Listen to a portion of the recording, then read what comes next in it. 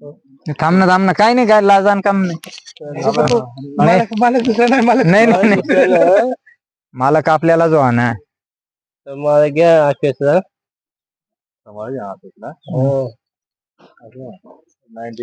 काका नमस्कार.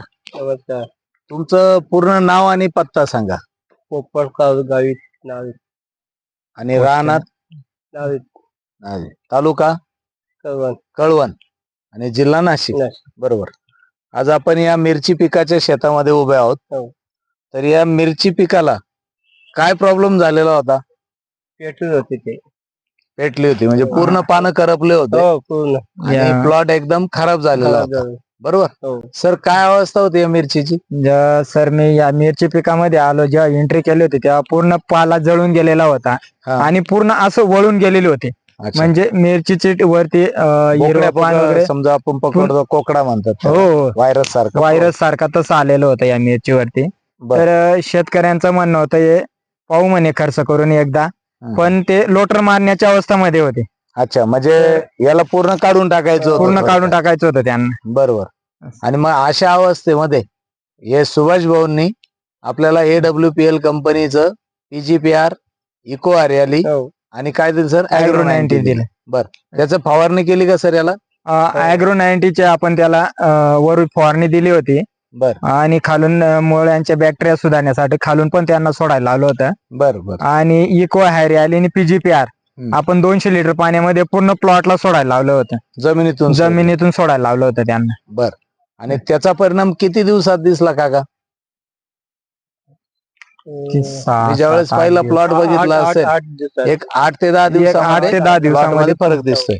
आणि त्यानंतर आज आपण जर प्लॉट बघितला तर पहिला प्लॉट आणि आताचा प्लॉट याच्यामध्ये काही फरक वाटतोय का? हो. जवळजवळ पूर्ण प्लॉट डेव्हलप झालेला आपल्याला पाहायला मिळतोय. म्हणजे मिरची जी आहेत अगोदर कुठलंही पान आता करपलेलं किंवा कुठलाही हे झालेलं कुठेही वाटत नाही.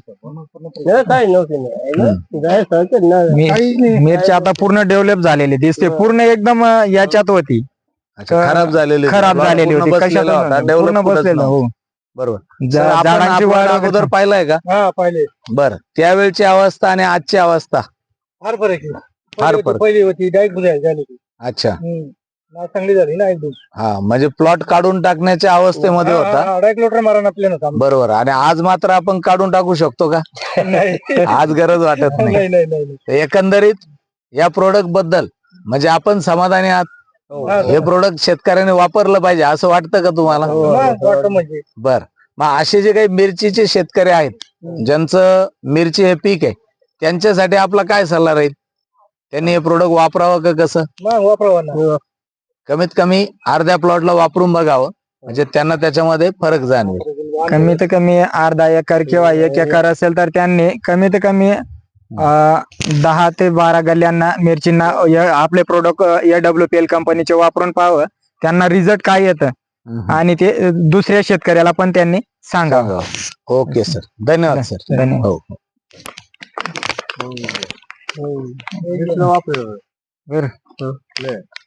कांदाला कलर बिलर सर्वच काम करा तुम्ही.